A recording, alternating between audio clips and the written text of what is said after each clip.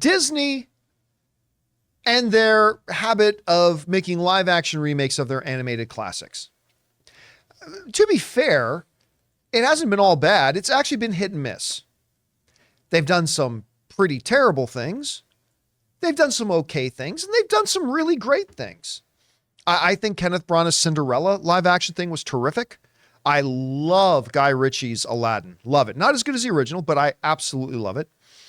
So they've had some good, some bad, whatever. Well, they're also looking now doing Princess and the Frog, which it would be the most modern of their films for them to do a live action remake. And I think there's a lot of good reason to do it. Take a shot at it. But this is interesting. One of my favorite actresses in the world, and the future ex-Mrs. Campea, Lupita Nyong'o, Academy Award winner, if I'm not mistaken, and blockbuster movie star in movies like Black Panther and Star Wars. There's a report going around that Lupita Nyong'o is being circled and approached to play the lead role of Tiana in The Princess and the Frog. And I have to ask why. And I'll tell you what, it's not because I don't think Lupita Nyong'o is an absolutely mind-blowing, terrific actress. 100% she is. She's world-renowned. Guys, listen, I know almost none of you watched it, but there was a little movie out about 6 or 7 years ago called The Queen of Katwe. And it is wonderful and fantastic. And she's one of the leads in it. And I've never loved her in anything as much as I loved her in this. You got to go watch it. She's amazing. But guys, we want to take a second to thank a sponsor of today's video, Rocket Money. Did you know that the average person has around 12 paid subscriptions and they might not even remember to subscribing to half of those? If you have no idea just how much you're spending each month, you need Rocket Money. It's this great app that tracks all of your expenses so you know exactly where your money is going. I recently just found out that over 80% of people have subscriptions that they've completely forgotten about. Seriously, think about how many free trials you subscribe to that you just probably never canceled. And that's why I'm such a big fan of Rocket Money, because I was one of those people. When I signed up to Rocket Money, I was stunned to find out that a gym I had belonged to in another city I lived in, I had still been paying my dues to for over 2 years. Also, that music subscription service I use, yeah, I forgot I was subscribed to 2 other ones. That's where Rocket Money comes in, because Rocket Money is a personal finance app that finds and cancels your unwanted subscriptions, monitors your spending, and helps you lower your bills all in one place. With over 3 million users and counting, Rocket Money customers have saved on average of $720 a year. So stop wasting money on things you don't use. Cancel your unwanted subscriptions and manage your money the easy way by going to rocketmoney.com/Campea. That's rocketmoney.com/Campea. rocketmoney.com/Campea.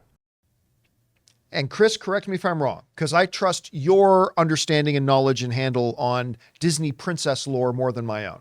That makes sense. Tiana's supposed to be 19. Yeah.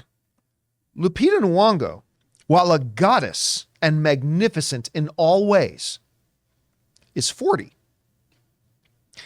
Now, I've read some whispers that, Disney would make some fundamental changes to the story to accommodate Lupita. But see, this is what I have a problem with, because I've always believed that the characters are not there to serve the actors. The actors are there to serve the characters, and thus the story. And I love the idea of having Lupita in anything, but if this is supposed to be a 19-year-old girl, I don't really feel comfortable with the idea of she's not 19 now. She's a 40-year-old woman who's done this. Well, then it's not Princess and the Frog anymore. I mean, at least it's not the live-action remake of Princess and Frog. No, I always want to leave some wiggle room for a filmmaker doing an adaptation like this to have some creative license and to do something different, maybe a different vision of it. But I don't know. I'm a little conflicted. On this, Chris. You hear about this. What would you make of this? It is casting that I can understand why they would absolutely go pursue her. But it is one of those things, too, of I don't know if that's exactly the right fit. Mostly for me, it's the singing aspect of this, because the original Tiana is played by Nika Noni Rouse, who has a beautiful voice. She was in Dreamgirls, obviously. She is the voice of Tiana. And I have heard Lupita sing in Little Monsters. And oh my God, I forgot about that one. Yeah. And she's precious in that. But does she have a Disney caliber voice? You know, you look at the remake of The Little Mermaid, and you actually have Jodie Benson, the original voice of Ariel, popping up in a cameo in that film. And she has such an iconic and beautiful voice. And then you hear how Miss Bailey sings, and you go, oh, this is fine. Yep, this totally all works. makes sense. 100% That is Ariel. They are two different Ariels, and this all makes sense to me. I would need to hear her singing to make sure she has that beautiful voice that Tiana has, because while Lupita Nyong'o is one of the most talented individuals roaming the earth right now, I don't know about her singing background. And that's one of the things that always is jarring to me when it comes to Disney films, is back in the kind of golden age of Disney, that renaissance, when we had Beauty and the Beast, when we had Little Mermaid, Aladdin, those, Aladdin being the exception here, they got Broadway singers to voice not only the singing part, but the actual character as well. Right. Aladdin, they did the Broadway actors for just the singing roles. And then, you know, like Steve from Full House was Aladdin.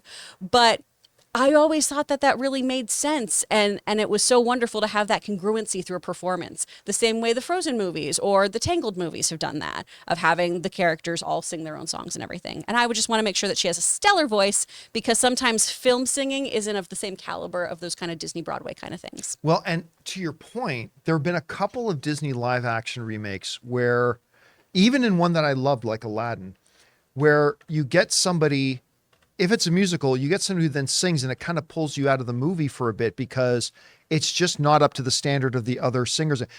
Beauty and the Beast, Emma Watson. Emma Watson, she has right? a lovely voice where I want to hear her sing great indie rock songs and be on an acoustic guitar. Right, but when I she's don't want her singing in singing that Paige movie, O'Hara. when other people are singing in the movie who clearly have a better, I mean, she's way better than me, but I mean, she's singing in this movie with people who are clearly elevated above her singing, and then she sings and it kind of pulls you out. Another example of that would be Aladdin, which I really loved.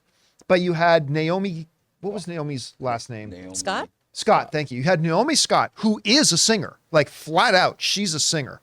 And they're singing Whole New World and whatever. And like, God bless the kid who played Aladdin. I really liked him in the movie, a hell of a lot. But he shouldn't be singing next to Naomi Scott, right? Because that's where it really all of a sudden felt like you were pulled out. Because Naomi Scott singing Whole New World, it's like, this is like the movie experience. And then he sings, and he does a wonderful job. He does, for somebody who's not a professional singer. But it becomes very apparent he ain't a professional singer. Oh, I found him very charming, though. I did too. I just loved loved him in everything. that I movie. want him to be in so many more things that are good. The only other thing that I know that he's been in has been that Hallmark Channel The Girl horrible from Riverdale. movie. Yeah. It was on, I think it was on Pluto TV. Was it? It was on my list of things that I was so mad about watching. He's the lead star in a $1 billion film, and he can't get anything else. And he's so afterwards. talented and so wonderful. Oh. But he probably should have had a voice stand-in for him in Aladdin. And I wonder with the age, which completely changes the character. I wonder with the singing, if they're going to have somebody else do her singing parts, which is fine, or if they'll downgrade all the other singers around her so she doesn't sound like she sticks out like Naomi Watson did. Maybe.